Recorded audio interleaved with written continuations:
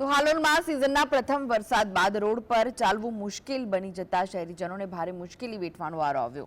હાલોલમાં છેલ્લા 5 વર્ષથી ભૂગર્ભ ગટર યોજનાનું કામ ગોકળગાય કરતા પણ ધીમી ગતિએ ચાલી રહ્યું છે। હાલોલમાં ઘરના આંગણે પાર્ક કરેલા વાહનોની નીચે ભૂવા પડી જવાથી વાહનો ઊંડા ખાડામાં ઉતરી ગયા હતા।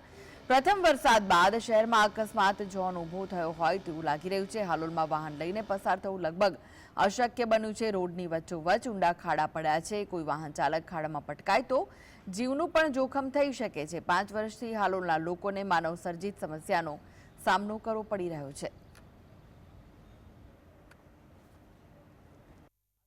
પહેલા રોડ બને છે, પછી 10-15 દિવસ પછી ગટર યોજનાનું કામ ચાલે છે।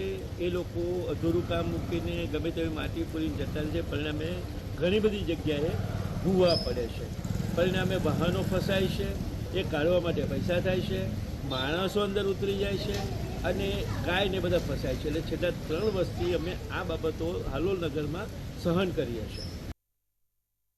આ પરિસ્થિતિ છે હાલોલના અલગ અલગ વિવિધ વિસ્તારોમાં ખરા ટાઈમે જ્યારે ચોમાસું બેસવાનું હોય, જ્યારે વરસાદ પડવાની નજીક શરૂઆત હોય કે એવો ટાઈમ હોય, એ જ ટાઈમે આવી અલગ અલગ જગ્યાઓ પર આવી રીતના ખાડાઓ ખોદી અને સામાન્ય પ્રજાને હેરાન કરવાના ધંધા આ હાલોલ નગરપાલિકા દ્વારા અને ભૂગર્ભ ગટર યોજનાના જે બી અધિકારીઓ છે એના દ્વારા કરવામાં આવી રહ્યા છે।